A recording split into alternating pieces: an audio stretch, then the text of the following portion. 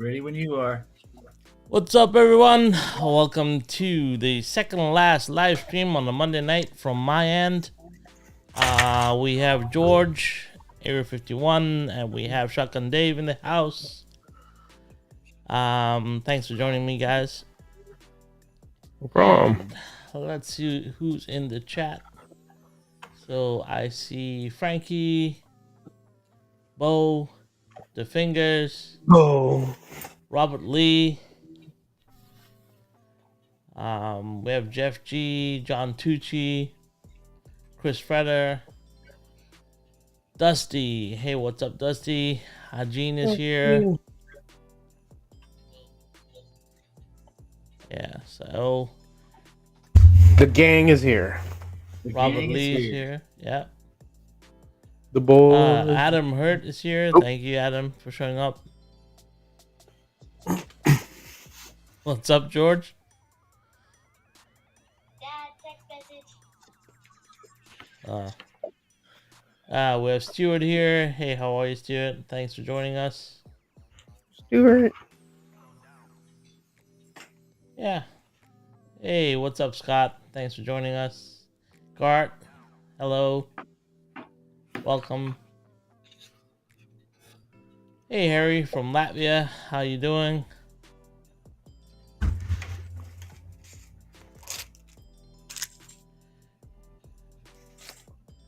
Dusty. Yeah, so how you guys been? How's your week? George's really busy right now with the proxy racing. So let's see. Shotgun Dave, you on that Slaka guy stream yesterday. How was that? How you Yeah, Yeah.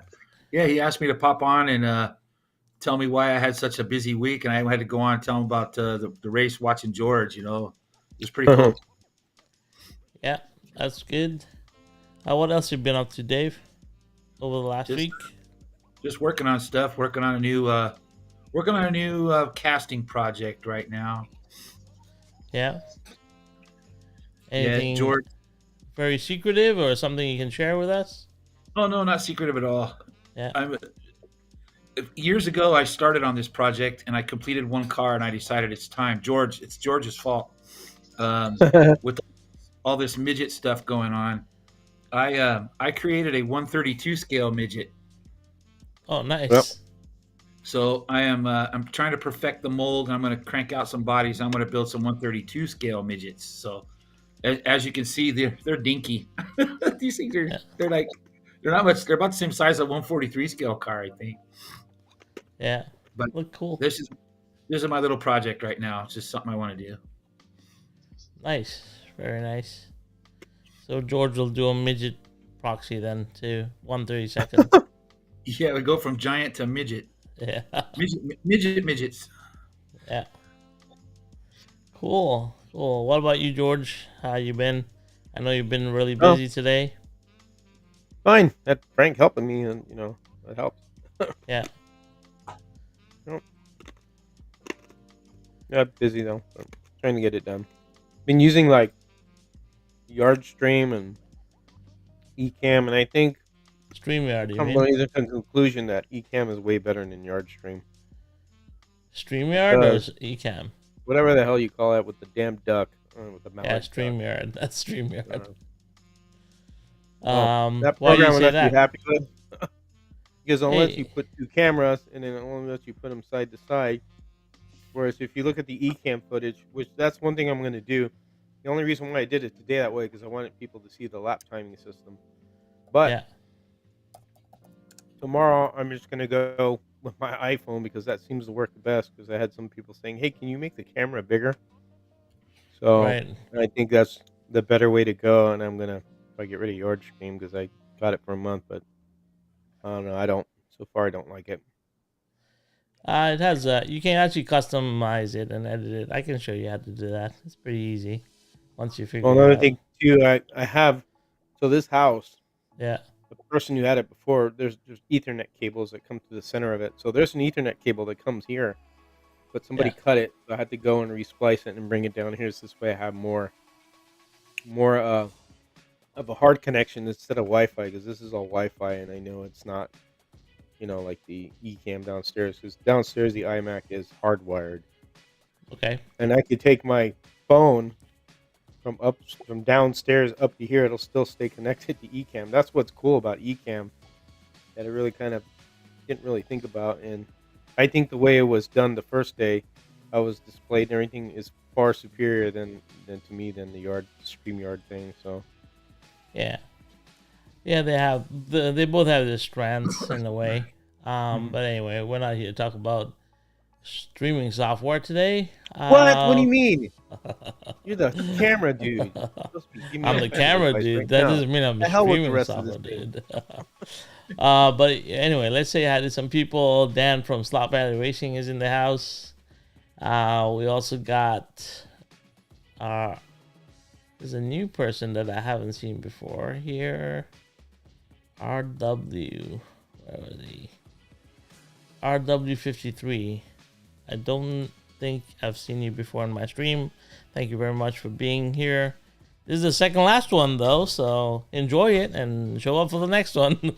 And I appreciate you guys being here. So, let's see, who else do we have here? I think that's about it. I think I caught up with the chat pretty quickly. But so open the door and get it from inside. Let's talk about some stuff.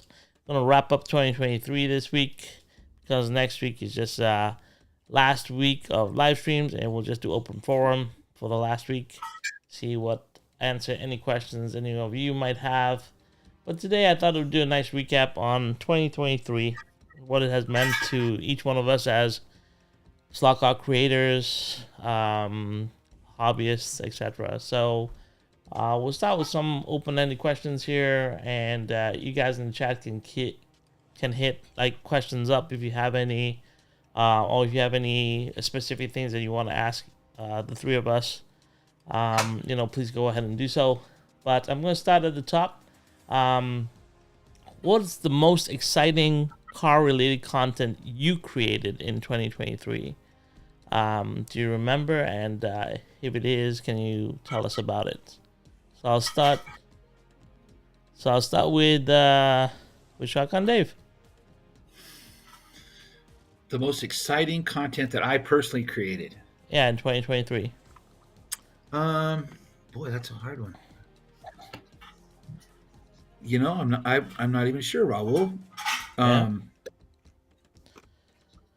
trying to think about all the video. I haven't really made that much this year, so I got kind of a late start. So I'm wondering, maybe it seemed like the one that everybody took to the most was when I built the Volkswagen. That was kind of a big deal. I think that one of my recent videos, that one has like the most hits. Yep. So I guess maybe I'll have to go with that one. I probably would have said like the ones the casting videos where I made the molds. Those got quite a few hits, and I actually still am getting questions about those and people asking for help. So I don't know, maybe that one. But it's not very exciting though. I mean, it's not exciting to me. So, but I guess if I had to pick one or the other, probably the Volkswagen one. It's gotten the most looks. Yeah, that's good. I mean, like these are just there's no right or wrong answer here. There's just questions about what we've created and how we perceived it. So when you decide to create that video, we're talking about the VW video, right? Right. Did you have it in mind for a while that you wanted to do that mold, or was something that you picked up a model kit and said, oh yeah, you know what, I'm gonna make a mold out of this? Talk us through that. Was it a spur of the moment decision, or it was something you had been thinking about for a while? Oh, it definitely wasn't spur of the moment. It was something I'd been thinking about for a long time. Like I said, I built those cars years ago, close to 10 years ago, actually. And of course, those molds are long gone and everything else. So when I found that kit again, I needed that specific kit, and that kit is harder to find because it's of the earlier car and it's more expensive and all that stuff. So it took me a while to find it.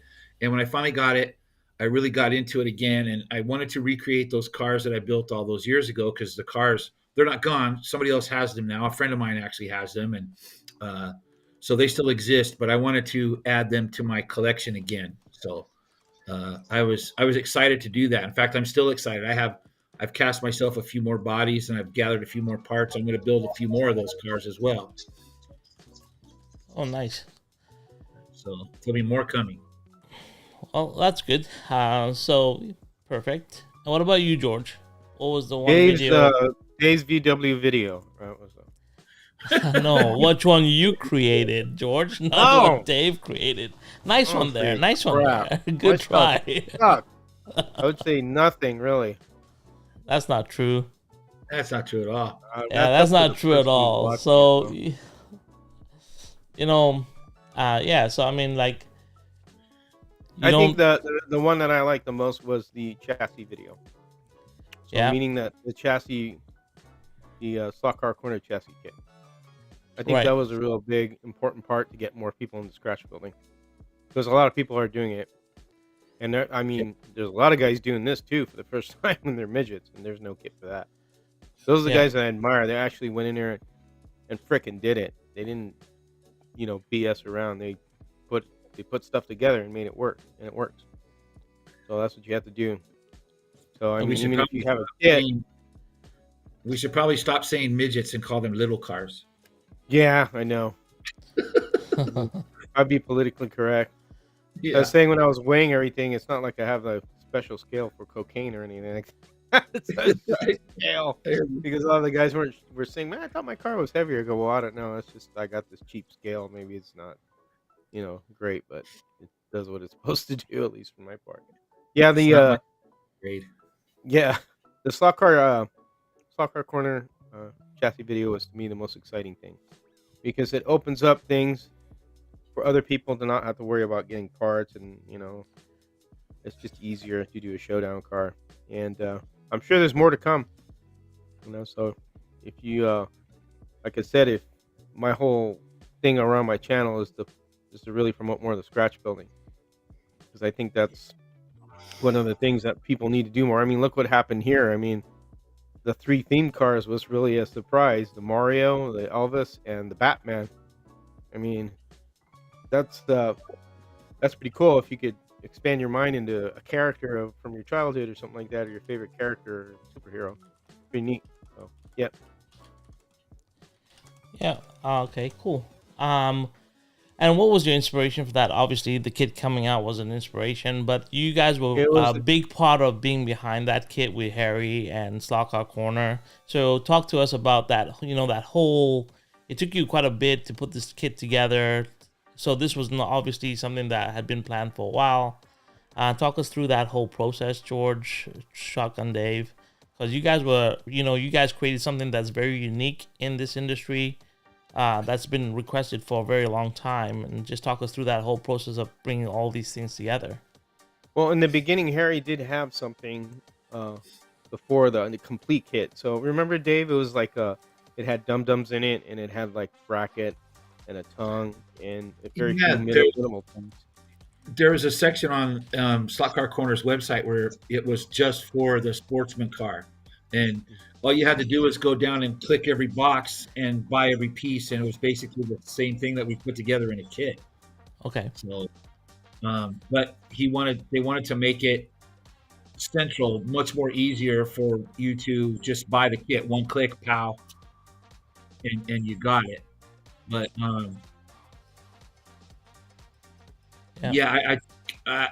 I think it's always been there. It's just easier now.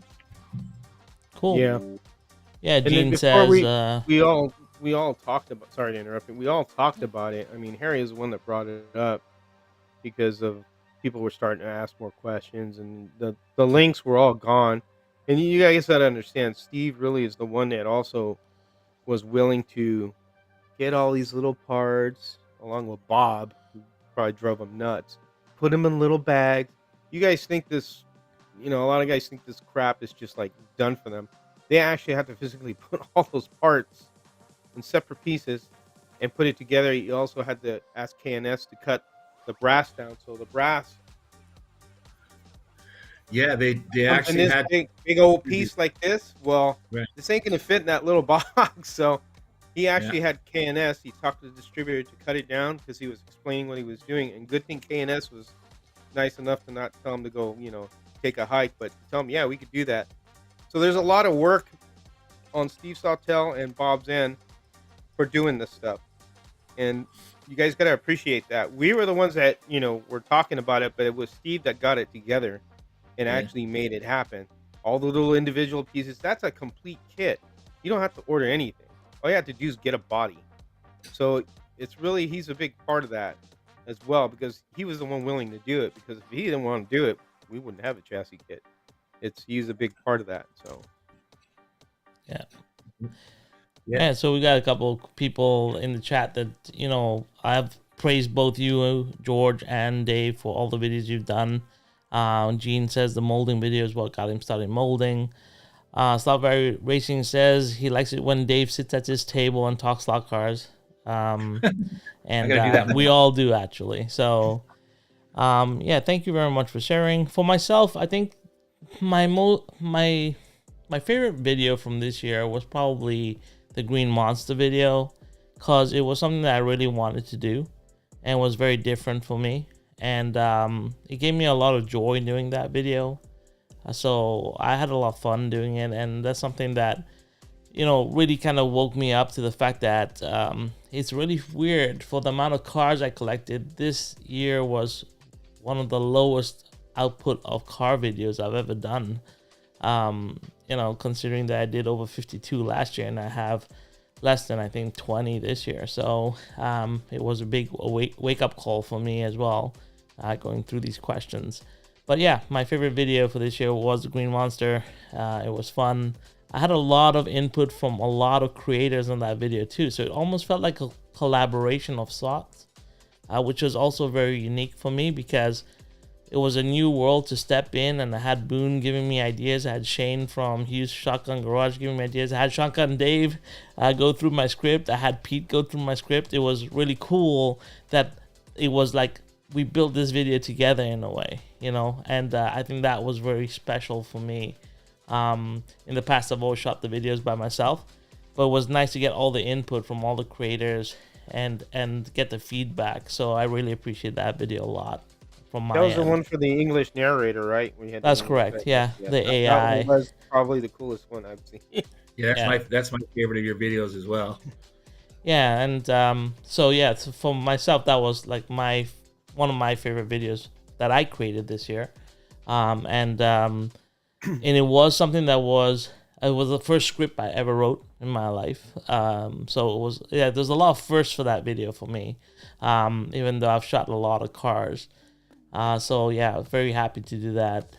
I thank a lot of you for the help there, and also from the community for supporting that video as well. So it was really good. So I'll just say hi to a couple of people here. John Albright just joined in. We also have Slot Journal is here after a very long time. Good to see you again, bud. Busy. Yeah, so and I know there's a bunch of questions about what's going to happen with the show and stuff. We'll address that later and stuff. Here you go, Tad29. Hey Tad, how are you? George and Harry's videos got me into building cars, and has covered this awesome and growing community. And Danny says he can't make it tonight, but that's cool, Danny. It's all good, bud. Danny's taking tests today. Yeah. Finals. Yeah, so Gene, I actually started my YouTube journey last year in January, so that's when I first recorded my first video. Was the Mustang GT-Ys. I'd done a couple of videos prior to that with all the racetracks that I'd done, but they were not serious. We were just messing around. So my first official video was the Mustang GT-Y videos. And then I've grown from there. So thank you so much. All right, so we kind of answered that question. Let's move on to the second one. So this is, once again, I just present the question and then we all take turns and answer it. I think this is a kind of cool way of doing it. Did you notice any significant trends or changes in viewer preferences within the slot car community in 2023? What were the trends you noticed in 2023 in terms of videos? I think as far as like I'll say the bulletins that Slot Car Guy has been doing, I think that's increased more. Yeah. He's really kind of getting out to more areas of his news from what I've watched. I mean, he's doing real good, in my opinion. Yeah. I think more of the YouTube channels have come out more. There's more content, so that's good. Okay, cool. Any trends in terms of what kind of videos are being created, or anything that you guys noticed? Well, I think there's a lot more information available now than there was. Like, I mean, anything. If you want to know about what is the best Carrera car to, you know what I mean? There's a video for it now. It's just the information is abundant now, and between, like guys like Dave Kennedy and Travis and everybody really, we've all been putting out informational stuff, some more than others, but there's a ton of information out there now. I think that's a great thing. Yeah. From what I noticed is that this was the year for live streams to come out, because prior to this year, I never noticed live streams. They're very few and very far between. But today, when we look at it, there's a live stream or some sort of like premiere happening almost daily. So there's the volume of videos has increased.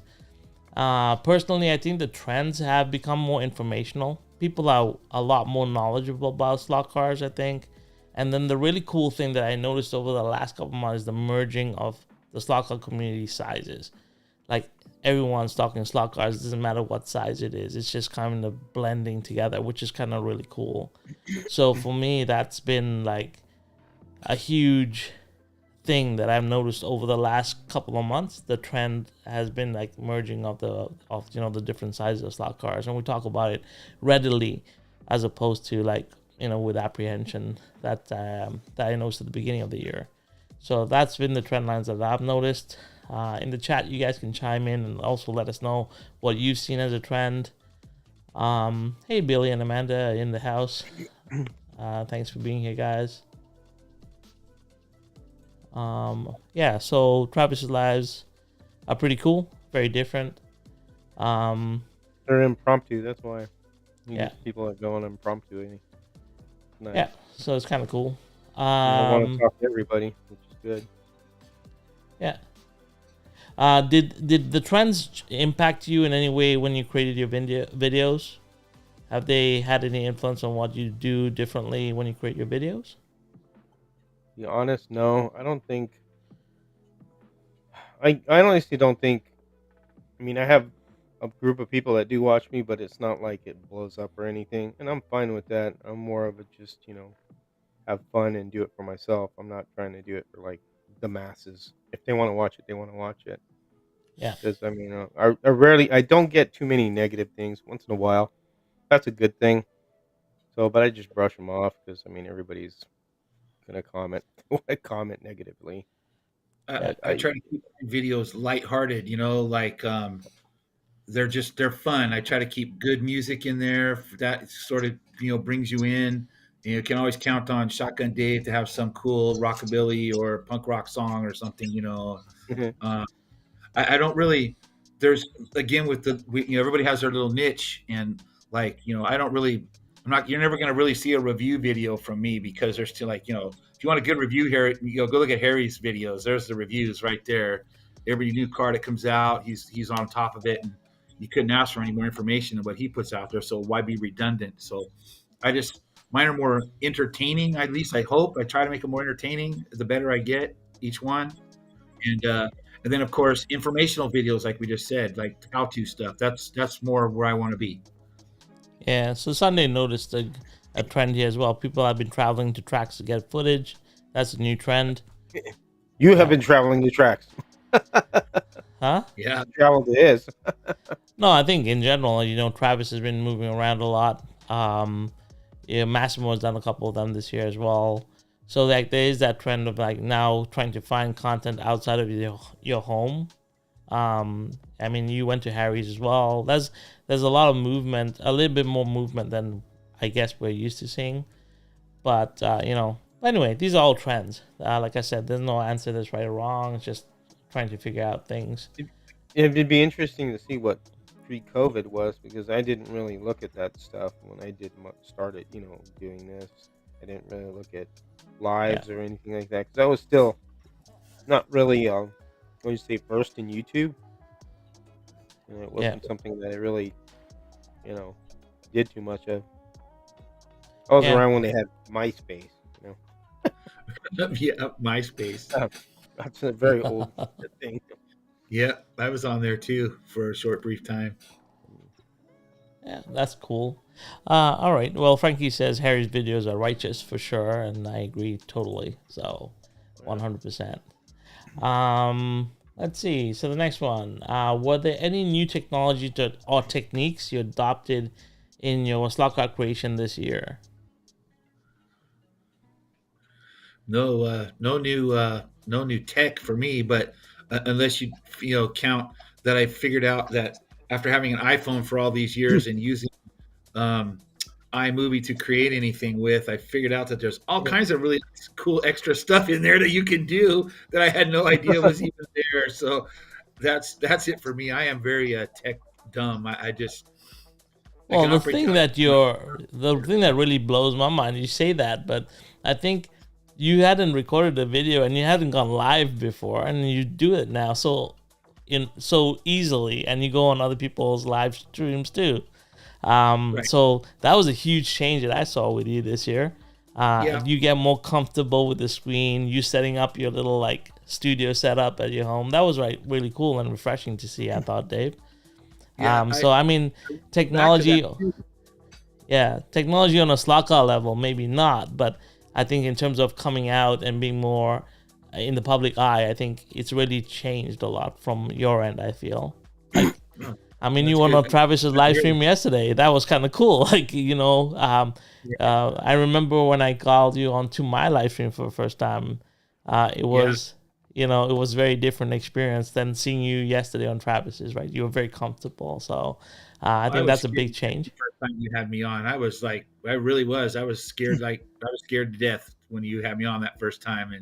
But I enjoyed it. When I got off, I even talked to my wife. Yeah, that was fun. I liked doing that. That was cool, Yeah, and that's a change. That's a trend change. That's a tech change that's happened for you. What about you, George? What, technology change or? Yeah, what have you was there any new technology or techniques that you adopted in your creation this year? There's a guy named Raul who's already sucked me into 2 cameras. I suck the ZV-1 and then the Insta360, which I just got. So yeah, I would say cameras and just doing live stream like what I did, yesterday and today. That's something I've been kind of new to, trying to make it, different. Like in the intros, I kind of, put something into it to make it entertaining. Yeah. And a lot of it is just trying to learn how to stream better and present better to make it more exciting and fun for the viewer who sends their car in. Yeah, 100%. And yeah, you've adopted a lot of new tech, George, over this year, I think. Not only ZV-1, but you got new mics in front of you. Lots of things have changed, and it's good. It's a change for way better. It's amazing how more as we develop more in our YouTube presence, how things become second nature to us that we don't realize that we're doing that we never did before. So definitely see that as a huge trend change or things that have changed this year with all of us. So yeah, definitely see that. For myself, I think the 360 video was the first time that I was kind of intrigued, and it really challenged me to try to do a lot of different setups. I've done a lot of multicam setups this year, more than ever. I've tried so many different variations. That was a lot of work on my end to set up, and they take hours of setting up because 7 or 8 camera setups are not easy, and a lot of them are all wireless. So if you kind of understand wireless setups, they can get pretty tedious real quick. So that was fun for me, and it was awesome to do as well. Yeah, nice, Stuart. You got the Go 2. That's great, and you can build a really nice camera car. That's the first camera car I built last year. Actually, was with the Go 2. So definitely have some fun with that, Stuart. Yeah. So that was that. Let's see. Okay, my next question. This one is a question that we can easily answer, but it's kind of, it was on my list. I have a list. I curated a bunch of questions, so we're gonna ask this anyway. Did you find that you were collaborating a lot more with other people this year? And if so, what was your favorite collaboration that you've done this year as a creator? My only collaborations are with you guys on the live streams, so and it's I enjoy them. I do. I'm disappointed when we can't be there, but yeah. Yeah, is there one particular live stream that you really enjoyed, Dave, over this year that really stuck in your head and you're like, oh, that was really cool? There was one, and I you know what? I can't remember when it was, but for some reason, I know there was one where we all had a really good time on screen, and then an even better time off screen. But the Zoom call. Yeah, was it? Yeah, it was. That was fun. The Zoom call after the show. I think the night that we had Shane Hughes Garage on, that was a really fun live stream. Yeah. There was a lot of banter back and forth between all of us, and it was a good one. Yeah, it was awesome. What about you, George? What was your most memorable live stream for this year? I'm trying to think. We've had a lot. You and me have been consistent throughout the year, so it's a lot to ask. But I've only missed one. Yeah, I know. And the one was because I was on the way back from Missouri. Yeah. And I was entering North Carolina when you guys were started. Yeah. Most memorable. Trying to think. It's hard to say because a lot of the topics we did that were fun, we were all having a good time. I mean, yeah. So the funny thing was, yeah, we do the live streams, and there's a lot of guests that come on, and I'm glad to have met all of you through my live streams, to be honest, right? Like, we've never met in person, but the Slot Vengers, like, forming up the Slot Vengers was so huge for me. I remember that March, like, I was all giddy with excitement, having, like, Harry join, and George, and Marty, and Danny, and everyone was jumping on, and it was like, holy crap, like, I'm a nobody. I was a nobody channel. I hadn't got any kind of traction, but all of you were here supporting me, being here on the live streams. And I remember at that time in March, I was like, I remember saying to one of my friends, I said, I don't even know why these guys are here with me, but I appreciate it, because I like, something that was really cool was I got a comment today, I think it was from Slot Car Wildman, and he said thank you, and I said, you know what, I've actually learned more about being a slot car hobbyist by doing these live streams with all of you in the community, because the questions that you guys have asked and have answered, or had other people in the streams answer, has really developed me as more of a hobby enthusiast in the slot car world than I possibly would have ever been if I continued just doing my own thing on YouTube. So definitely, like, that's been one of the biggest blessings. But my favorite chat of all time is the Slot Dad chat that we had offline on Zoom, just the Slot Vendors. Yeah, me too. It was like one of my most favorite conversations, because there was no pressure. We're not live, but we really talked about things that really were affecting each one of us, and we got real answers. And I think it was almost like a therapy session for dads. I thought it was really cool, and I enjoyed that immensely. It was one of my favorite things. So yeah. Yeah, and that was another thing. Like, Sasha's birthday wish video was amazing. That was a really good coming together, feel good moment for that, right? So yeah, 100%. Yeah. So for me, like, the highlights have been memorable. A lot of the guests. I remember I had never met Boone before. I'd never even talked to Boone, and I remember we were live, and I said, just reach out to Boone, and I sent him a Facebook message. I said, send me a link, and he jumped on, and I was so like I was starstruck, you know, Boone, you know, this is like, and then we've become really good friends. So like this wouldn't have happened if it wasn't for the live stream. So I really appreciate that as well. So definitely lots of memories. I've had so many guests on, you know, and it's been, each one has had such a beautiful story to tell. So yeah, definitely a lot of memories this year. Mental health one that the finger said. That's his favorite. Oh yeah, that was cool. That was a collab that I did with Pete. Obviously, meeting Pete, being recognized by Pete on his show was like crazy for me, because Pete was one of those people that I remember vividly saying to my friends, "It's like, I wonder if you'll ever know my name." You know, it was so weird. It was an innocent statement at that time, and today, and then to even host Pete's show for him. And George, you stepped up that night too with us, right? That was a crazy moment for me. It was surreal. So definitely amazing. Yeah. All right. All right, so this is an interesting one. Say, is there any memorable moments or experiences that you had at a live slot car event or race that you attended? So, George, you went to Harry's, obviously, and you were there for that.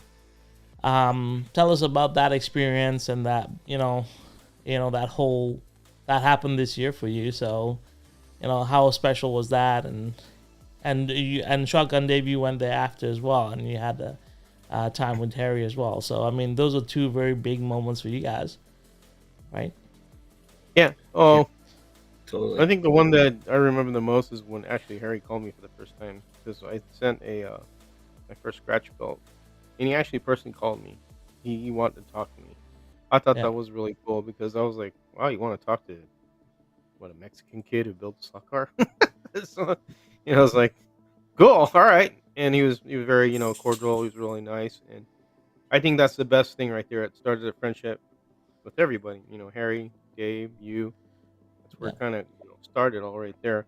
But probably the best time, or the memory really of going to Home Racing World the first time was fun. That was not that it wasn't fun last time, but it was in the Labor Day shootout where I met Kevin, Norb, all those bombers, and just a lot of characters. And you talk about eating a lot and then laughing a lot. That to me that's the best thing right there, laughter and food.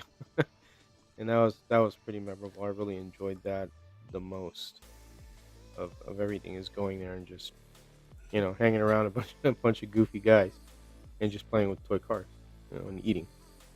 To me, that's the best. Excuse me, guys. Yeah, pretty cool. What are we? I know Shotgun Dave, you had such a special weekend with Harry and the boys. I think they're from Chicago, if I'm not mistaken, but I could be wrong. Yeah. So the Chicago guys. My story is very similar to George's. It just goes back further. I have the same experience when Harry and I first met 15 years ago. That was how it happened. Same way. Started building stuff and putting it on the board, and the next thing I know, I get a message from him. I need your phone number. I need to give you a call. And I was like, huh? What? The guy wants to call me? What did I do? I thought I did something wrong, And we struck up a friendship. We talked almost every day for a long time, and then he invited me to his house. And you'll always remember your first trip to Home Racing World. You'll always remember that very first trip. It's a special thing. And I've had many trips since that first trip, and what's really weird is the first trip that I went and this last trip, because this last trip was kind of a homecoming for me. I've been away from it for a while and hadn't been to Harry's house in 5 years, and so it was kind of a homecoming, and it was very. I'm glad there weren't any videos running when I was there, because it was very emotional for all of us, and it was really something special. And so yeah, Home Racing World, you can't beat that trip. If you ever get the chance to do that, you need to jump on that one. Yeah, and you got to meet the Minnesota Twins. Yeah, Minnesota Twins. Just bring your gas mask. Brian and Steve, man, those guys are hilarious. Good guys. Yeah. So for me, my most special moment was actually meeting MP Slot Car live. Like when I met him in person, like I wish I had met all of you, but actually meeting a Slot Car creator live and becoming really good friends, doing a bunch of videos together. I think that was awesome. Going over to each other's tracks, giving each other feedback. It's really nice to have that camaraderie. I think especially when you're going through a YouTube journey together and stuff. And I followed it up with all of you. Like I've already said how special the Slot Avengers was, and then now the relationship with Pete and Boone. Like there's so many people that have influenced me, but I think the relationship that I created with MP is kind of cool, and we really get on really well when we meet each other. Like it's like we've been talking all along. So and I think that's the same thing that you guys are saying. Like with Harry, it's like when you go home, it's like when you go there, it's like going home. You kind of know each other, you're comfortable with each other, and it's kind of like a really very you can relax and just be yourselves and really the Slot Cars become secondary at that point, more the relationships in that moment, right? So I think it's the same thing I have had with my connection with MP, and then obviously now meeting Frankie, meeting Billy and Amanda in person. Like all these things happened this year, so there's a lot of like firsts that have happened, racing on home tracks like Frankie's, or even Autodromo, the double Cobra that we raced on, which is MP's friend. These are all like really, really cool experiences that all happened this year, so it's kind of cool.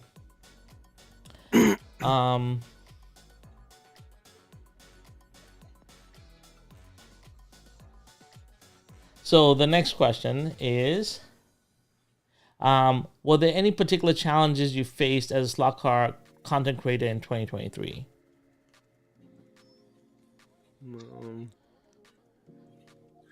For me, it was getting over my fear of talking on camera. Okay. Yeah, I really had a hard time. I still do. I still stumble sometimes. I see some of my videos and I go, God, I sound really stupid, But it's because I know what I really sound like, and then I look at that and I go, that's not what I really sound like, So that was my number one fear. My biggest hurdle was getting over being scared to talk on camera, whether it be live or in a video. Either one, it didn't feel natural to me. Yeah. What about you, George? Most hardest thing of 2023? Yeah, what was the most challenging thing for 2023 for you? I don't know. I think it was easy to put on the proxy race. Well, it's just time consuming. It's not hard. I mean, because actually I've done it with Harry already. So when I went to the SummerSlam, I did a lot. It got the views that what the people wanted, from the forum. As far as outside of the forum, it didn't get many views because I don't think people really understand that proxy, or just are not into it because they're brass cars. But I mean, I think trying to get people into scratch building, more and more masses into it, is probably a challenge. There's only the few breakout that do it. I mean, Tad, Michael Squire, who else? Gene. I mean, those guys, Danny. Those guys are breakout guys that went and did it. You get a lot of, I don't mean to say, you get a lot of excuses from people. Well, I don't think I could solder, or I don't think I could do this. I don't think I could do that. You have to kind of reach deep down and try it. I mean, what else could happen? You could just make a crooked chassis. I mean, but you at least made an attempt at it. But yeah, getting people in the scratch building, I think, is a challenge because they're kind of afraid of the unknown. And that's really it, is the unknown. What do I do? Or, just like the parts thing, we've solved that. I don't know how well the chassis have been selling, but I mean, everything's there. The next excuse would be, I don't know how to solder. That's how I think it's difficult to get people to try it. I think that's a challenge of 2023. Yeah. Yeah, and I mean, I'm one of those people that bought the kits, but I know that my journey for creating a slot car will come next year. It's not this year. This year, I got my first white kit done. You have a full plate, so you're doing more than one thing. I understand that. Yeah, so I mean, like for myself, because you're a creator and you're doing all these videos, and then you get busy. Like there's a lot of things I need to do and I haven't done yet. I Yeah. understand that, but I mean, for the guy that's the normal guys that are out there that see this stuff and go, well, I'd like to do this, but I don't know how to solder. That's the most common thing that I hear. I don't know how to solder. I Yeah. mean, there's a lot of videos on soldering. It's not that hard to do. You know, I think the easiest way to get people to overcome the hurdle of soldering is to go down to just get 2 pieces of brass. It's not expensive. You can even get, some of them are one package has several 2 or 3 pieces in it, and practice soldering on it. You don't have to build anything; just practice melting the solder between 2 pieces of brass and do that. And then it costs you $5 or $6. It's not You're not out a bunch of money if you screw it all up and you decide you don't like it. You can throw it away and don't have to touch it again. But at least if you try it. That reminds me of going to school for refrigeration. And the teacher, so we had one of the lab things was to solder, copper, because refrigeration has copper pipes and stuff, and that's it always makes me laugh because he would say, when you're done with that, if you hand that to me hot, you've failed the test. You failed the class, So don't burn yourself when you're doing that, Brass does transmit heat and it does get hot, but that's a good way of doing it. The way Dave said it is get 2 pieces and just experiment. Yeah, just give it a try. Yeah, so Jeff G says nothing like the reward of scratch building and running your own creation. So that's exactly the key point right there. Very well said. First time you build something, you see it go around the track, your own creation, you're like, man, this is cool. That's what the addictive part is. Now I could build this. Right. I could build a Maverick. I could build a Pinto, whatever. You could build what you want. And when you see that the cars are actually pretty fast, it's, even just the basic chassis that we're building, it's at least as fast as a Carrera car that everybody loves so much, and most of them are even faster than that. So there's always that. It's like, wow, I built that thing and it really hauls the mail, man. So it's really fun to see that happen. Yeah. Yeah, for myself, the biggest challenge was doing the live streams, because I didn't think I was well versed to do a live stream on slot cars, to be fair. So when I started my live stream at the beginning of the year, it was a very scary time for me. And then the comments came in, and you'd learn to deal with some of the negativity or whatever. And that kind of rocked me. I got rocked a lot this year, especially the first half of the year, I'll be honest. So finding yourself again and coming back around and figuring out what you're good at and why you're here to be relevant, as it were, was a big part of it for me. That was a lot of challenge for me. I'll be very honest. It still is. You've seen me come back and forth with the tech part, which I really love tech. You guys know that. I just, it comes from my soul. I just love tech. And then always being in doubt whether doing the tech stuff with the slot cars actually worked. And I'm like a turtle. Sometimes I just duck into my shell as soon as I get the first stone gets thrown. So I did that again later on this year. So it's been a big challenge for me. Like in reality, in my world, in my job and stuff, I'm very confident. I don't get really shaken by people, but I found that with YouTube, I got shaken very easily, especially because it was I'm not well versed in the slot car universe. So I didn't feel well versed as I do today. I have a lot of more confidence that I had at the beginning of the year now than I ever had at the beginning of the year. And that was a huge challenge for me. I can remember vividly, like, sweating. My palms are so sweaty when I did that live stream on my own on the new catalog. So this year, I'll never forget that feeling ever again in my life. Those are the challenges that I faced as a content creator this year, to be quite fair. And it's something that I have. Marty's chiming. Oh yeah, I was just gonna say there's Marty there on the slot vendors. Of course, there's room for one more. Of course there is. When is there never room for one more, Marty? Come on up. Yeah, so I think you overcoming the negativity was a big key. 'Cause there was a couple that were really, Yeah, a couple of them rattled you pretty good. they were really kind of assholes. Sorry, but We had to rally the troops and so, put those pardon my French assholes in their place. yeah. So yeah. that was a good thing. Yeah. So anyway, I think that's Marty. Cool. Yeah, Oh, it's only Marty. The hills are alive with the sound of music. Should we sing that all together? We're just singing again. That's Let's twice. hearing that every night. I just want to jab scissors in his ear from listening to all that. Yeah. Okay, so we'll jump on. We'll get Marty to answer all these questions when he jumps on. Marty's turn. He hasn't been here. But we'll move on to the next question. So, what do you guys think? These questions are pretty cool. I think I it took me a while to create this kind of questionnaire, and so it's kind of cool. And so let's go to the next one. So, what was your most popular slot car this year, and what do you think they contributed? What do you think contributed to their success? So that's a good question, right? That is a good question.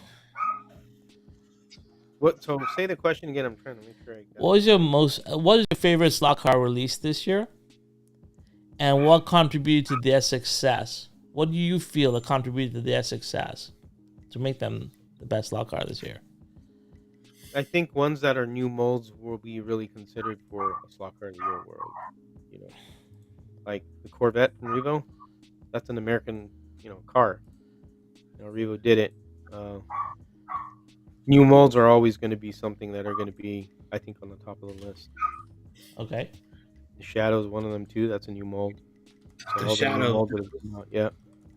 That was it for me. That Shadow, man. I know people probably got tired of hearing me say it, but that car was just something. Everything about it, the re-engineering of the guide so that he could get the nose of that car down as low as it is, so it looked scale, and the way it performs and everything else. That car is I just like it.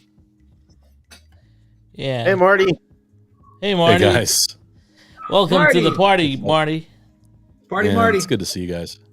Yeah, so we're going to pause on the questions here because Marty has to answer all the questions. We were actually going to sing the hills alive with the sound of, kind of, since you've been hearing that every night. The hills are alive. There you go. There you go. Sorry, George. I think Marty did best. Yeah, that's all right. He sings better than I do. He's in a band. What do you think? I never was in a band. Of course, he's going to be better. That's great. No, I appreciate the effort, George. Yeah, that was good. Yeah, it was a long week, but the show was great. It's good to be here. Late night at work. It's holidays and everybody is off, and Hey, man, I appreciate you showing up. That's all that matters. That's all that matters, man. Thank you so much. That's all that matters. Yeah, it doesn't matter. Like the way I look at it is, whenever you guys can come on and be here, it's like great. So I never put pressure, and I really want you guys to feel there's no pressure. Just come when you come.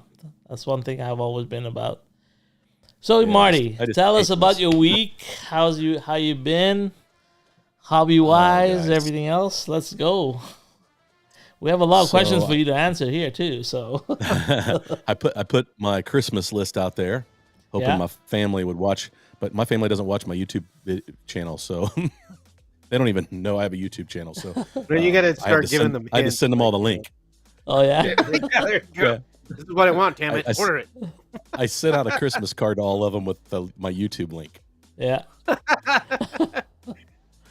So it was good. It's been a good week. It was busy. I was telling you guys in our chat, like the show runs. I mean, it starts last Sunday, rehearsals every night, and until the show ends. And the show ended on Sunday, and I arranged it to have help on Sunday because Dusty and I raced a 6-hour endurance race on Sunday. Okay. And up at the crack of dawn, headed to Butch's wood track, and we had fun. We got disqualified. What? The pod broke on our car. and that's one of the things that you can't replace. And we had lost so many laps rebuilding that car, so we just threw another car on so we could keep going. And we lost about 35 or 40 laps doing that. And so if you look at the stats, we finished in 4th, but we kind of got disqualified for not finishing with the same car. The car jumped, so I think there was a couple wrecks that maybe damaged the pod. It was a Scale Auto Viper. The car was fast. It handled really well, but it jumped. The track has a couple places where if you come out of the slot, you slide into another slot, and that's what happened. And it just full throttle into the wall, and came up lame. And I tried to run 3 or 4 laps with it, and it was just so broken loose that we pulled it off and took it apart, and then basically you have just it. said, We want to see the carnage. No, it was not. Unfortunately, it's Greg's Bud Slot. Oh. He might be in the chat tonight. I don't know, but it's his car we were running. It's the second time I've broken one of his cars, guys. I felt right. He's got awful. plenty, and so do we, man. Oh, I know. He was like, he just laughed at me, and he's like, "It happens, man. It's slot car racing." But it's the second time it's happened to me. That's what. But my brother Dusty, I don't know if he's in the chat or not. Yeah, dude, he ran fantastic. He ran fantastic. I'm so proud of him.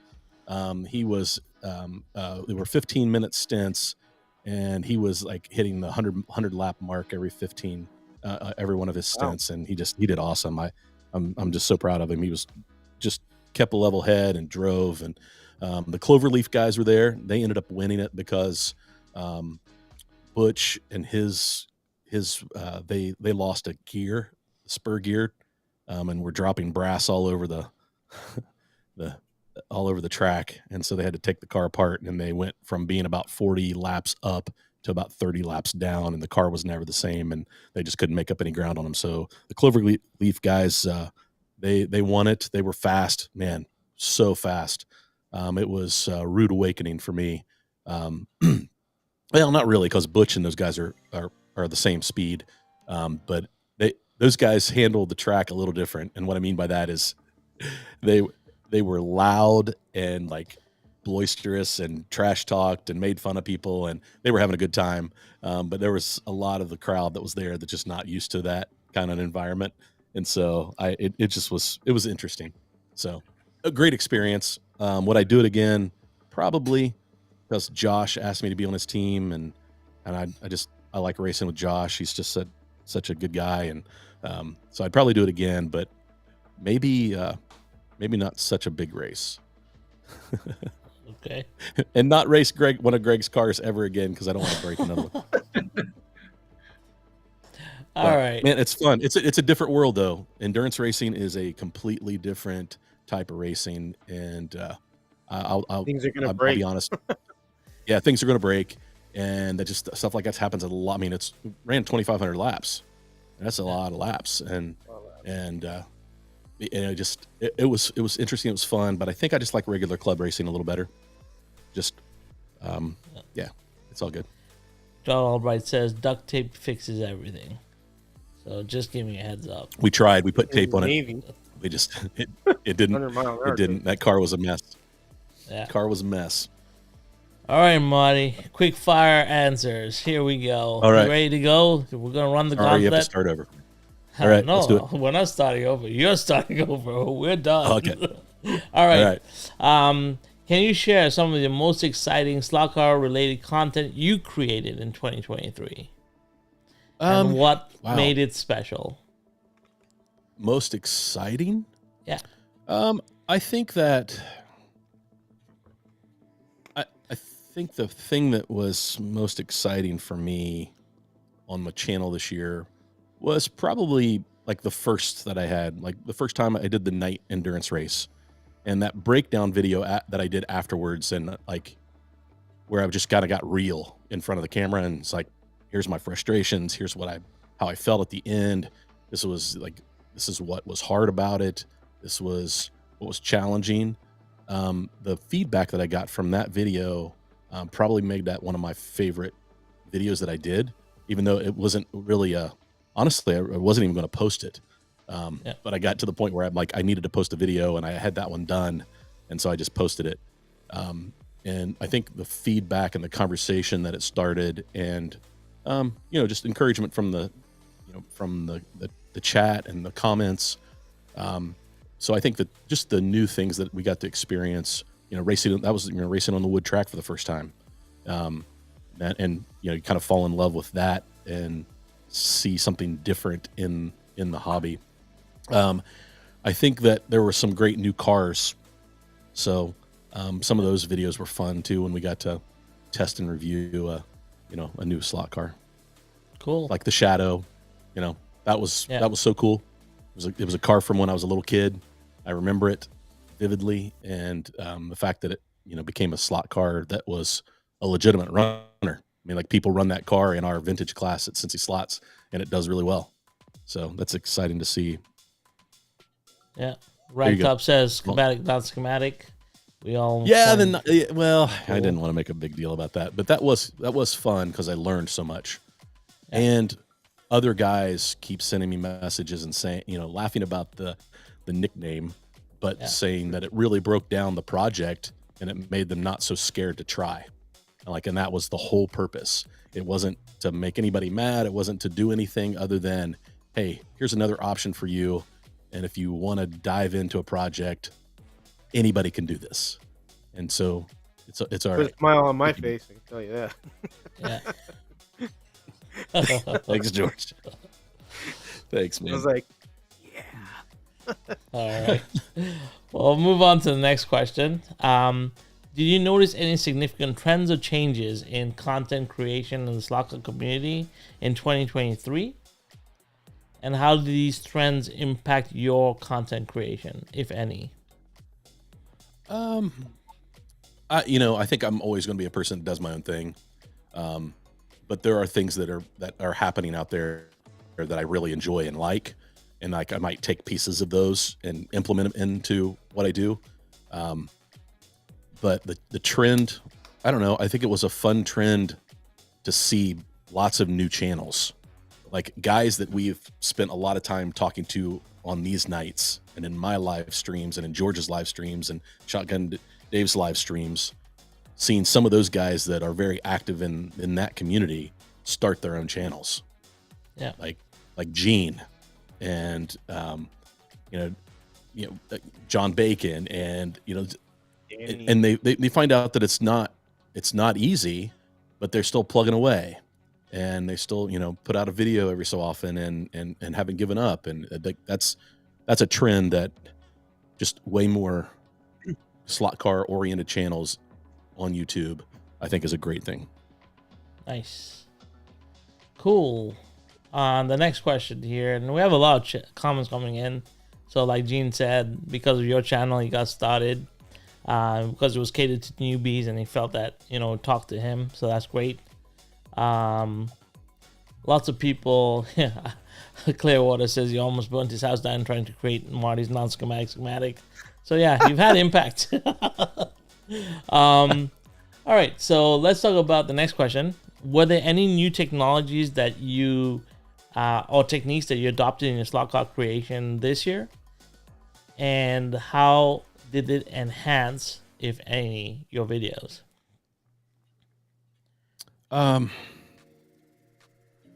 Yeah, any new techniques? Well, I'm kind of just at the beginning of it, but working on this car, the scratch building it's going to be a whole nother thing for me, like another rabbit hole, like we always say. But I've really enjoyed that project. I don't have it finished yet because I've just been in a million other things. But I think that's one of the things that surprised me. I kept putting it off because I was afraid that I would love it and just dive in with both feet. And so I pushed that off because I just didn't think I had the time to do it. But once I jumped in and built that first chassis, threw the body on, figured that piece out, threw some paint on it, that even though it's not great, but to see it run laps, like, man, that was really cool. There was just a bunch of what parts. Did I say earlier? Yeah. We discussed this earlier. Exactly what you said, right? Exactly what. Yeah, it was just a pile of parts, and then all of a sudden it's running laps, and like almost got a little teary eyed. It's like, dang, that was awesome. That was awesome. I did that, and then I see all these other guys say, hey, I did it too, and so like, shout out to Slot Car Corner and Harry and George and Dave and those guys that put that kit together, because it really simplified things and it made it so less. There's no reason for it to be scary, but I think that just having it all in that nice little tidy package just took any fear that you might fail away for me. And I'm the type of personality is I don't want to fail at anything. If I'm going to try it, if there's something I think I'm going to fail at, a lot of times I just won't do it because of that fear of failure. And that thing went around the track. I was like, dang, I made some laps. It's not horrible. And then, now it gets around the track pretty good and it stays in the slot. Like I still need to get some more grip, but it stays in the slot. That's exciting. So I think that kit is real important to the scratch building part of the hobby, which I think that's just going to grow and get more popular because you've got great ambassadors like George and Dave and Harry and Frank and all those other guys that are building. Yeah. I was watching George's live stream earlier, peeking at it at lunch this afternoon. It was so much fun to see those get around the track. Yeah, really cool. Yeah. And the next question that I have is, you've been doing live streams just like me about a year now. We're almost there at the year. What would be your favorite collaboration you've done? Oh gosh, on my channel? Anywhere. Because this is my favorite collaboration. Like, I mean, even though I've been away from it because of life things getting in the way on Monday nights, I love the Slot Vengers collaboration, just the community that it's built around. But on my channel, I don't know, like you guys know that I've never really been into the scenery piece, but here lately between Kevin and Doug and Ian from Magnetic Racing and Harry's Track Scenics, I've got some things that I've been building and putting around the track, and that's been a lot of fun. So those collaborations have been good. I've got a couple of other things in the works that I think coming that'll be fun.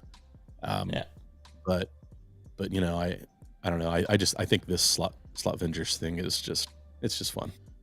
Did you guys check out the new sign that they did for Home Racing World? Looks pretty cool. Yeah, it does. Yeah. It looks awesome. Yeah. I wish that was the barrier that my car caromed off of instead of the wall. Yeah, that was a good picture. Right. We'd still be racing.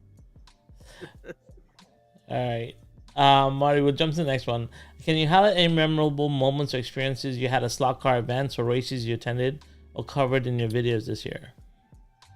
I think the first time we went to Butch's Wood Track and I kind of documented that, waking up, getting in the car, that was a fun video.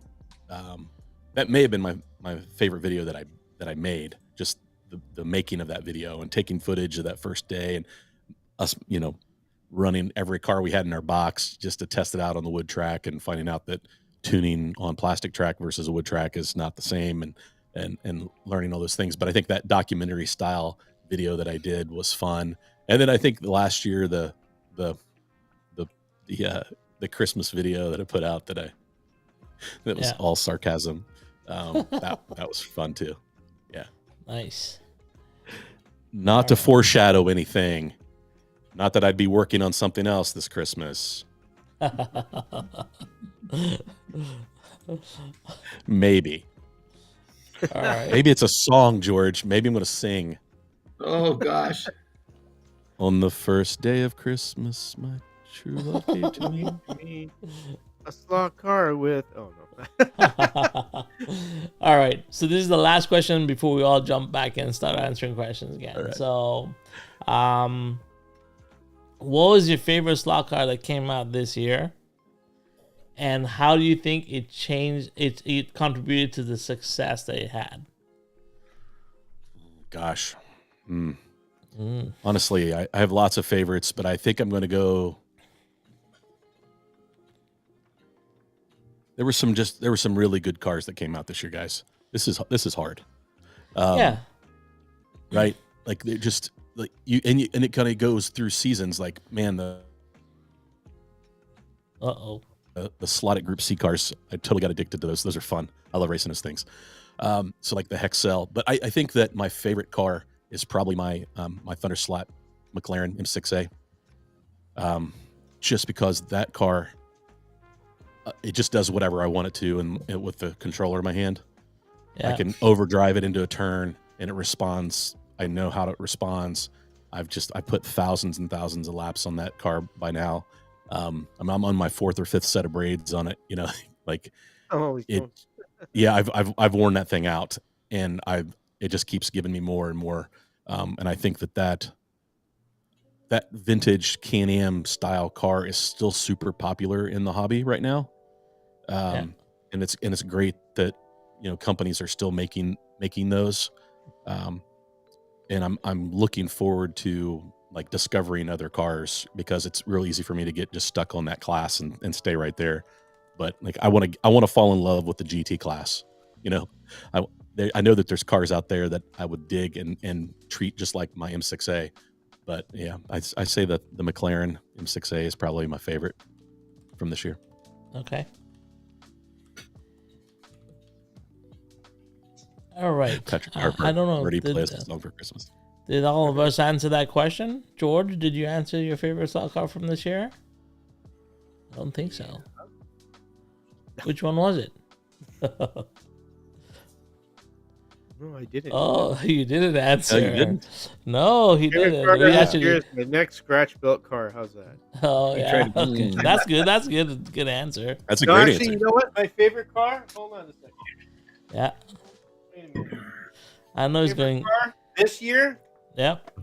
Is this bad boy right here? Thank you, Dave. Oh yeah, dude. Oh yeah. That right there. Yeah. That's called a Mazda Gini, by the way. Mazda Gini. The Mazda Gini. That right there is. Yeah. That right there is probably my favorite of all time, because it's a custom built. Yeah, custom man. Painted. It's more custom painted and built. And I'm so excited I can't get it open. And yeah, it's not custom built. It'll run better than any of my custom built stuff because it's an actual stock car. and it's signed. See, I got a piece of history. This is signed. Nice. Look at that. This is a rock star car right here. The bottom of the car is signed too, George. Oh, cool. Oh, Cool. look at that. This is beautiful. Yeah, that thing looks great, Yeah, man. This right here is my favorite of the year. Yeah. What a paint job. I'm glad you like it. That's all that matters. What about you, Shotgun Dave? You haven't answered that question either. Yeah, I really haven't. I don't. I can't really pick a favorite car because I've gotten like George and Harry have sent me like these gift cars all year long. I've been getting these cars, and it's like those are my favorite cars. So I can't really. Right now, I'm gonna have to pick two. I'm gonna say those two Riva slots, the one that George just sent me and the one that Harry just sent me. Those are my favorite slot cars right now. Those things, number one, because they were gifts from my friends, and number two, because those cars just flat perform. They're awesome. They So, are good. You guys, Harry and George, have converted me into a goddamn Riva slut. There's no question about it. A lot of fun. John Albright is very proud. Yeah. Yeah. I'm already proud. Oh yeah, and John Albright he's been messaging me all week, telling me how to tune these cars. So That's Yeah, right. he knows how to tune them. yeah, so I got the cars, and then I got the inside information from John, and yeah, man, those are my favorite cars right now. Those Revos from Harry and George. Yeah, he knows what he's talking about with those too. Yeah, he does. His tuning advice is good, man. Yeah, he is the Revo master. Yeah. For myself, I think my favorite car for this year, I always pick the car I drive the most. So my favorite go-to, like, you know, I brought in a lot of cars this year as I normally do, but there's very few cars that I've brought in and actually pulled out of the box and put on a track and I ran. So the ones that really like, obviously the Green Monster is like my favorite. Like from the moment I saw that in the catalog, I knew I wanted that car because it was matte green. It was everything that I wanted, and that's been really cool. And that's why I upgraded it. I don't really tinker a lot with my cars, but I upgraded that one. I did a lot to it. But the Vipers, my Scale Auto Vipers, they're my favorite. Like I love Vipers, and I have so many of them, and it's just been like my falling in love with Scale Autos, because the Porsches and the Vipers that come from them, they're just like my favorite cars. So I like Marty. He's got the Group C. I'm a GT3 guy. Like I know, like as much as it's really funny. Like Frankie was talking to me, and he's like, "Oh, I just bought the 917."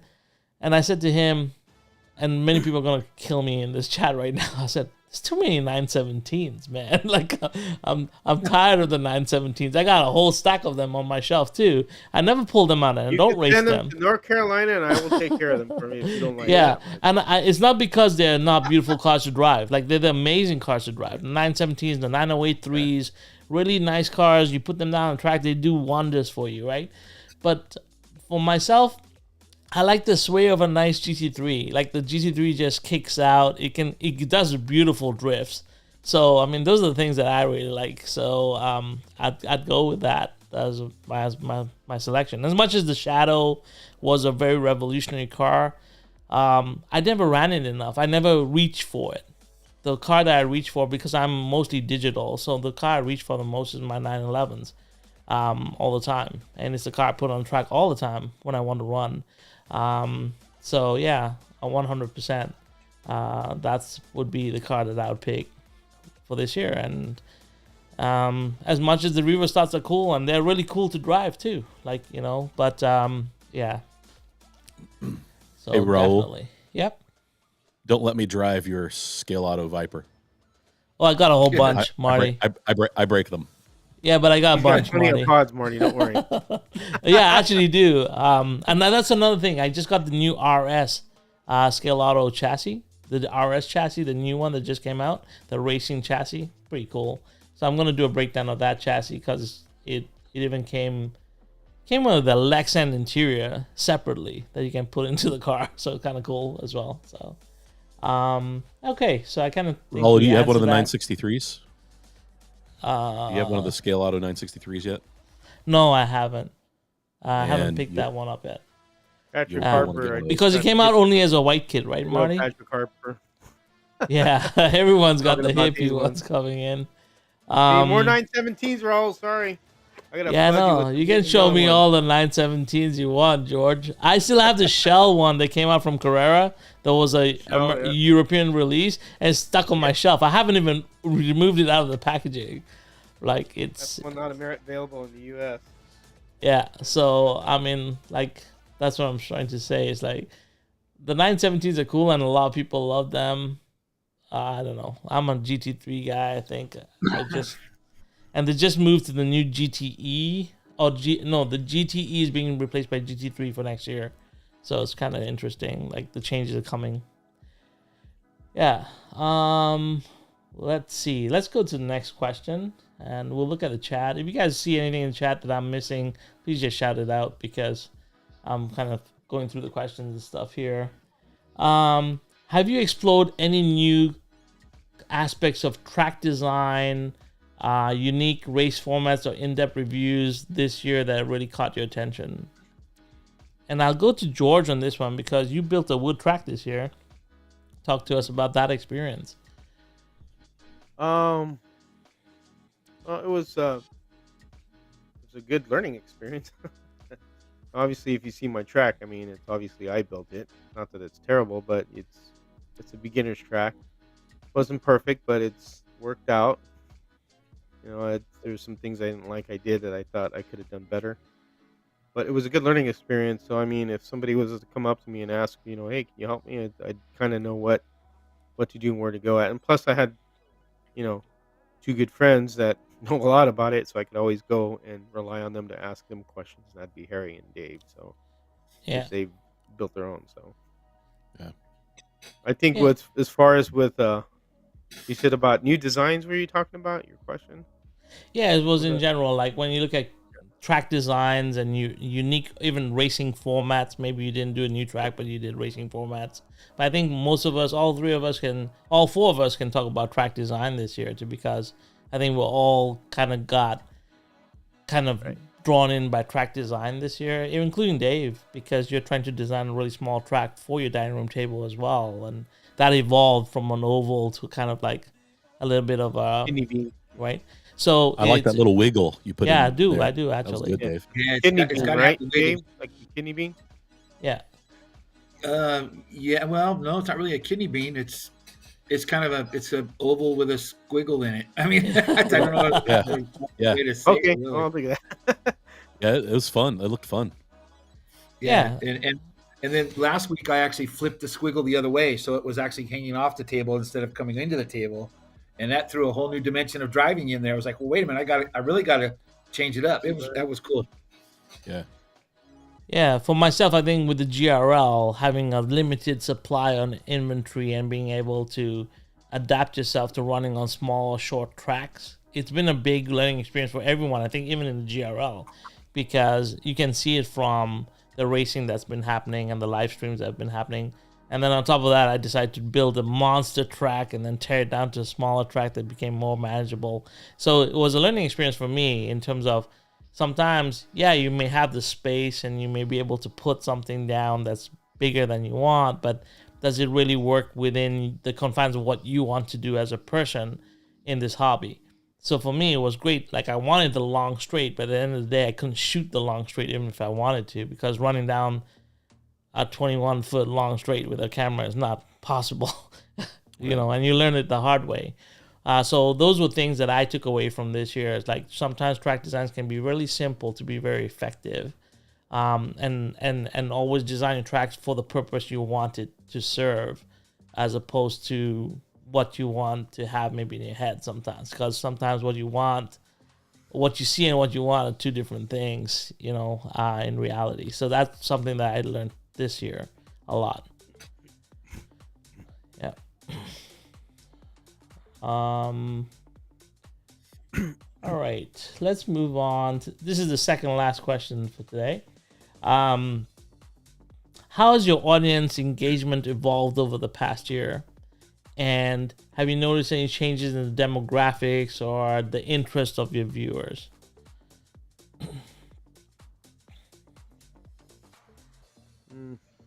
So I'll go first here, because what I've found is like comments. Like my comments and my engagement has skyrocketed this year as I've got to know more and more people, not only just through YouTube itself, but through Facebook and Instagram and all the communities, and and I've had a lot of support. Like I said, I went through a rough patch this year with negativity or whatever, and I have a lot of support, and meeting a lot of the what I would call like my star power in the slot car world.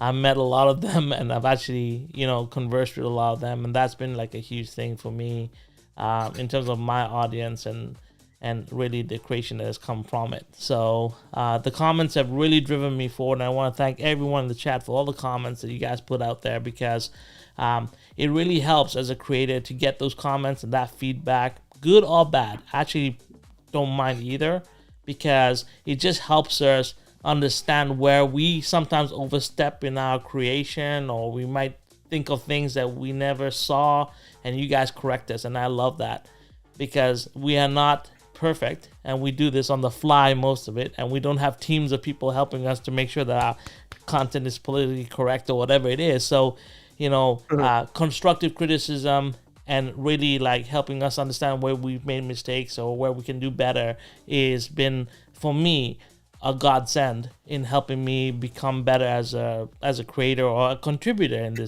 this community. So that's been a big takeaway for me this year from my audience, 100%. My channel has grown tremendously just since the beginning of the year, and it's because of you guys. I mean, really, my channel's old.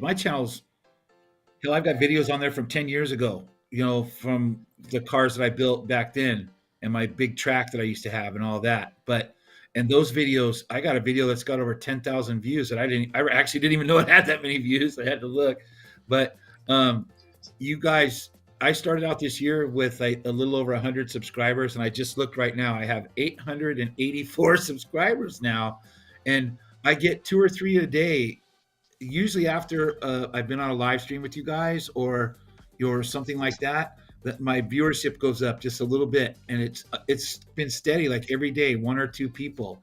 But the questions, I get inundated with questions, people asking me, how do you do this? Or I tried your method and it worked great. Or I've also gotten, I tried your method and it's shit.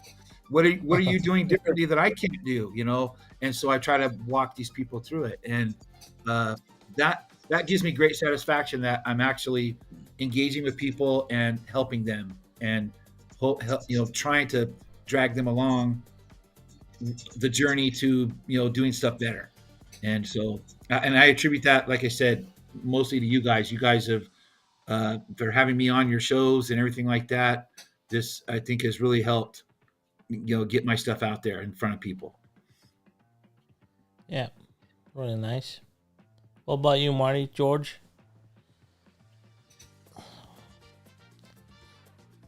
Who's going next? George? Everybody can go. Marty, you go next. I'll go. I love the interaction with in the comment section, and like when I look back on the year, man, I've met some really great people. I have relationships that have been built digitally that are deep that I never thought I'd ever make. That I didn't believe you could make relationships and friendships like I have here, right? The guys on the screen with me. But I've got a lot of great relationships with subscribers that it started with a question and I took the time to answer because I love answering questions, and you guys know me, I love to talk. And so I don't mind that. And then it just turns into like a daily conversation or a weekly conversation with people and questions and comments, and you're just building these deeper relationships. And it just really surprised me because I guess I don't think I was expecting that to happen. But it really changed this past year. And, I like Dave, I feel like the growth that I've had is because of all the other channels, you guys, and people that mention something that I did, and whether it was right or wrong, because I have had to deal with some negative stuff, and like it's all been good for me to learn how to handle those things. I can handle criticism when it's done right. The attacking stuff, that's not fun for anybody. And George gave me great advice: just delete it. And that's and that was hard for me to do because I am a people pleaser. I don't want somebody to hate me. And that's hard for me. It's my personality. I love people, and I want people to be engaged with me when they are, and I don't, when somebody doesn't like me, it bothers me. And that's one thing I've had to learn, that Marty, as hard as you try, you cannot please everyone, and you'll die trying. So that's a big lesson that I've learned this year. But yeah, I think that my channel growth and just the community around it has just been a beautiful thing that I just wasn't expecting. The one thing I'll say about this community is the people that really care about this community are really truthful with how they comment, and they do it constructively. I'd say that, like 100%. But then there's the outliers that will come in, and out of the blue you get this random hateful message. And sometimes, like I said this earlier, like when I'm in my work, I'm very confident because I know what I'm doing. I've studied for years. I have 38 certificates. Like, I feel confident. But when I'm on YouTube doing slot cars, I'm not that confident. I'm not as armed as it would be to answer some of the questions. And sometimes people they can forget that we are just beginners. Like, as much as I'd love to say like I know slot cars, I don't know nothing. Like Nico says, the moment you know a slot car is the moment you start over, because there is no learning a slot car. There's always going to be a difference. There's always going to be someone who's got some other way of doing things, and we are not mind readers to know all that. So I love constructive criticism. I'll take it all day long, right? And then there's those ones that just like put you down, and those are the hard ones to overcome. I totally understand that, because like I said, I struggle with that all the way through. But here's the bottom line. The bottom line is it just makes you tougher. I'm coming out at the end of this year, and I'm tougher on YouTube, tougher on what I'll tolerate, tougher on whatever I want to do. And my new thing is like and subscribe if you want to. If you hit the thumbs up, or if you don't want, just hit the thumbs down. I don't care. I don't care anymore. I really don't, because I know the people that really value me will give me proper criticism through the comments or through a personal message. And they know what they're doing, and I respect that a lot more. So yeah, that's my 2 cents on that. I don't know if you guys have noticed, but on my videos, I don't believe I've ever asked one time for you to like and subscribe or any of that stuff. And for me, it's by design, because you either like what I'm doing or you don't, and I don't want to have to ask you for it. So if you want to like and subscribe, by all means, please do, and I'd be happy to have you aboard. But if I got to ask for it, it don't mean anything to me. You know, you just either came because you saw something of interest and you decided to follow me, or I don't care about those things. Those numbers don't mean anything to me, because I'm not here to make money or anything like that. So it doesn't matter. Yeah, 100%. Like, I just think I do the like and subscribe because YouTube does the like and subscribe. I watch so much content and everybody comes up. But honestly, like right now, I think the funny thing was, getting to 1,000 this year. Let's talk about that, because that was my whole goal. I got to 1,000 and I didn't know what the hell to do. I'll be honest. Until today, now I'm like, oh, what am I creating videos for? I got to 1,000. And now I'm really creating videos for myself. Like, that's the honest truth. That's why doing an impromptu live stream for me is fun. Like, just jumping on. Like, I don't like to do all the hype work. And Slot Valley Racing, Dan is always on my case. Like, you gotta promote yourself. You gotta do a pre-release video. And I'm like, I don't know how to do that, man. Like, I just don't. I wish I could.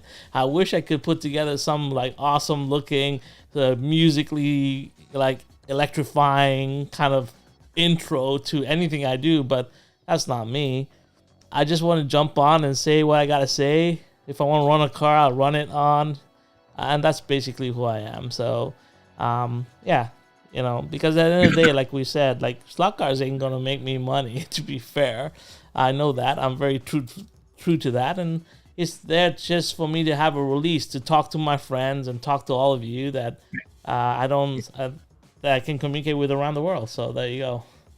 That's why I like it too. That's why I like my little impromptu live streams where I throw together my little track on the table and set up the camera over here in the corner and run the piss out of my cars, and everybody's talking and I get to talk to them, and it's just fun, and I totally enjoy that. But you're right. I happened to come up with a new, like you said, the hype. It's like, okay, you got to have this page and all that. It's too much.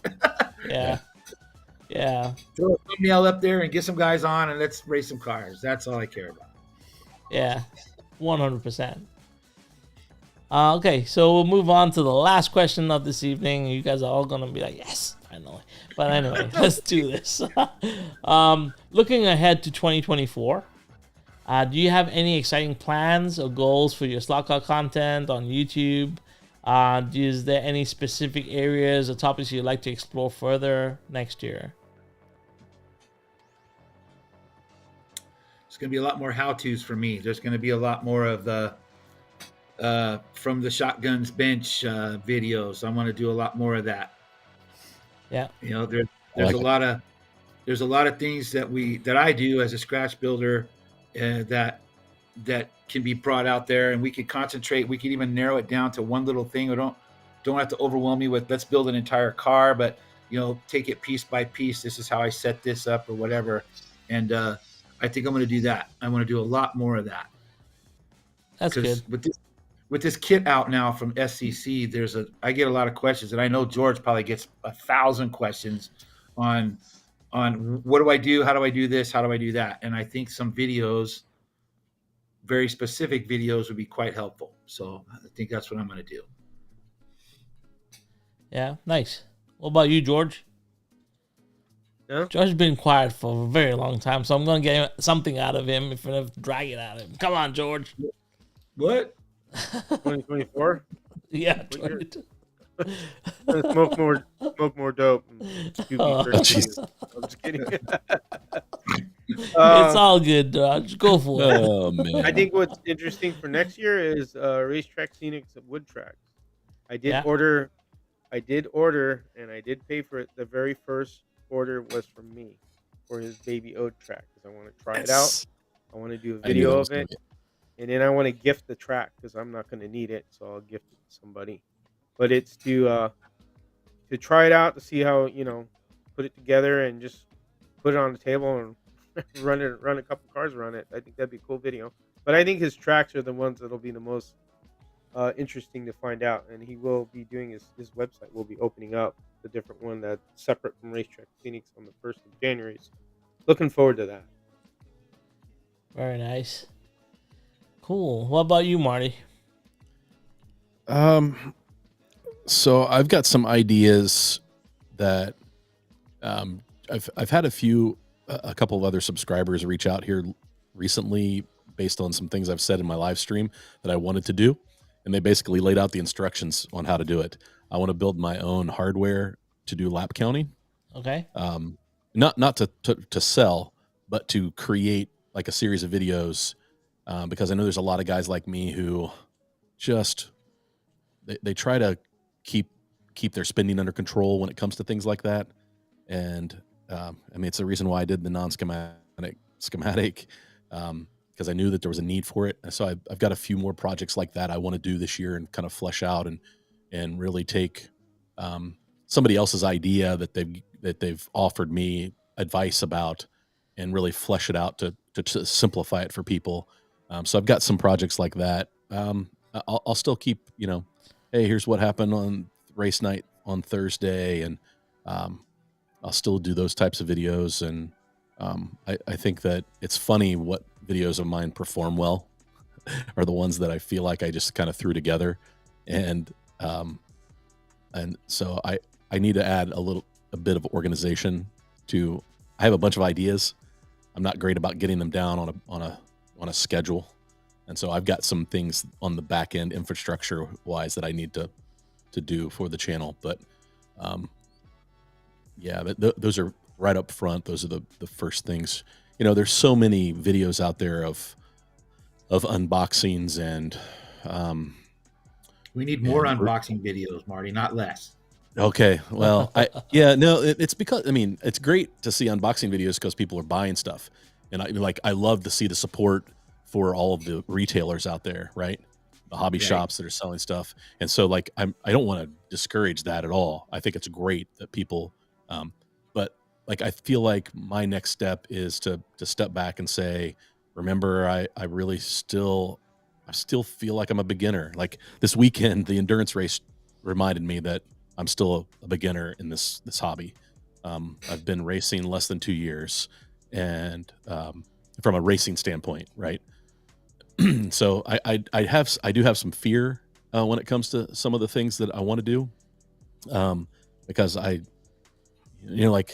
racing this past weekend, all the Cloverleaf guys were there. They're all really, really fast, and I had a few of them say, "Hey, I watched your live stream on Tuesday, or I watched Monday's live stream," and the last thing I want is that guy was awful in the track. I don't respect him at all, and so that's my biggest fear, right? And so to get there and finally meet some people, it was great to meet people that have been a part of the community, but then I don't. There's a piece of me that doesn't want to disappoint people again. So I really have to be careful, I think, for some of the things I want to tackle, because it could play into that where Marty, you don't know what you're talking about.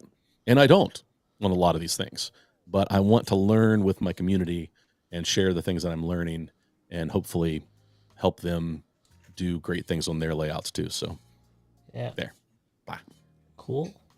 No, I mean that's good. Like Marty, like I said earlier, we're just human. Like we're all learning here. It's not. Yeah. I mean, if YouTube wasn't teaching me a thing or two, I don't think I'll be excited to do a YouTube video. Be honest. Yeah. Like whether it's being taught in the slot car community or being taught in the social media or the, the what's it called? Like the creator community. If it wasn't teaching me stuff, I wouldn't be here because that's what I am, a learner. I like to learn a lot of things, and this is really where this platform comes into play. Because initially I started this to learn videography, right? So for myself, 2024, there's only a single word that will come out, and that's collaboration. And that's what I really want to do. And like I said, after hitting 1,000 subscribers on my channel, the only thing I look at is my view count. Really, I don't really look at subscribers. Like the subscribers come in because when you create videos, people still find you and people will subscribe to you. Whether it trickles in or it explodes. Some people have really good success at it. Some people don't. Some people have a natural ability to be really funny and exciting on YouTube. I don't. I'm a really probably a boring creator, to be honest. But for myself, it wasn't the goal. The goal was get to 1,000. Now what I want to do is to collaborate with different people. Step into other people's channels and help out. So for me, there's a lot of collaborations I want to work on next year. On top of that, the wargaming community reached back out to me, and there's a new channel that's starting up, and they've asked me to produce all the videos for that. So that's a huge commitment because they're doing it in seasons and campaigns, and like that's. I'm just running the video. I'm not involved in any of that. They do want me to sometimes do painting videos and stuff. So that's kind of cool. Like, the wargaming community is large, and being asked to be a part of it on that level, not a gaming level where I was known for, it's kind of cool because now the people are recognizing my YouTube skill set, I guess. So that's an exciting challenge for me for 2024 as well. So yeah. Definitely, those are things that I'll be looking for. And I will miss the Monday night live streams. But I promised myself 1 year. And I did it. I did my 1 year. I knew I was going to do this for 1 year. I didn't know how successful it was going to be or whatever. But for myself, I always set a goal and I try and accomplish it. And I could easily stretch this on and do more live streams. But time is of a very limited variety on my end of the world. So, we will get together. Like I've said, we'll do maybe monthly live streams together. But, doing a weekly live stream is a pretty big commitment. And I have never missed since I started. So, so for me, it's a good time. Like I knew it was a year, it come to an end. And now next year I look at new challenge for YouTube. And that's what I like to do with my YouTube channel, is challenge myself to do specific things every year. So that's what I'm seeing for 2024 on my end. And if you want more specifics, I'm pretty sure there'll be videos coming out soon with things that I'm thinking about and people that I'm going to be collaborating with on a regular basis. So you guys just stay tuned and we'll figure it out. Let's see. Is there anything on the chat George, side? What is your plan, man? Are you going to do any more proxies? Yeah, I think the Midget one will continue because I like how the 3 theme cars came out. That was kind of out of nowhere. So I think next year we're gonna do maybe a theme one and regular vintage again. But we're gonna I'm gonna categorize it more with with rules with motors and wheels, because I think the best motor by far from what we've ran so far is the 17.5 long can. That's probably the most, I think, balanced motor for it. 20,000 RPM is pretty good, but it's a little bit too much, I think. And then the smaller ones, the 22.5, they're okay, but I think the 17.5 is the perfect motor. And your choice of gears, and then we'll figure out on tires and wheels to make it more stable. So I'm using a taller tire, and I think I'm just not. I think it's scrubbing a lot, so we got to find the perfect combination. I know Thunderjet, his gearing is. I don't know if you saw his car, it's the purple one. That thing screams. He got It's a rocket. 2.02, and he's using a 1036. I think is a 10 pinion and 36. I think is the gear. That thing wails, man. That thing flies. That's the fastest thing here. He does have the 20,500 RPM motor, but it's still it handles great. You could really throttle it. You see Frank's real experience at that. That's why I let him do the fast lap, because he's done it a lot. So, and he could really pull that car pretty fast or on a good lap time with that. So, yeah, but I say next year we'll do another one. Cool. Jeff is asking, is it live tomorrow, Marty? Most likely. I got to think about it. Yeah, I think I'm going live tomorrow. It's Tuesday, right? Yeah. It is Tuesday. That's correct. Well, that's the end of my torture of questions. Sorry if I put you guys through the ringer, but it made for a good show, I think. It's fun. And yeah, next week is the last live stream from my end on a Monday night with the regular crew. So I want to thank everyone for being here tonight, and hopefully you guys turn up for that one.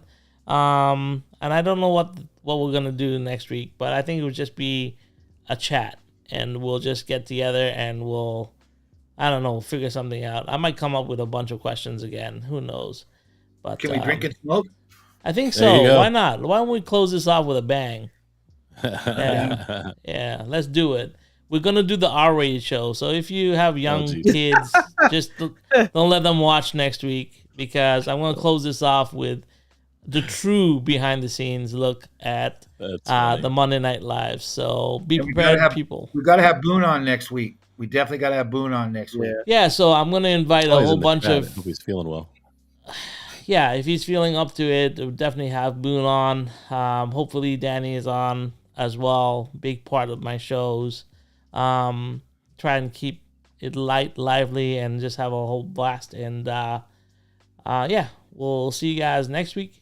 And I thank you, George, for being here, Dave for being here, Marty for being here. Appreciate it. Always. Everyone in the chat. No, Ragtop, this is the last show, period. Next week will be the last show, period. Yeah. Yeah, for Monday nights especially. Yeah.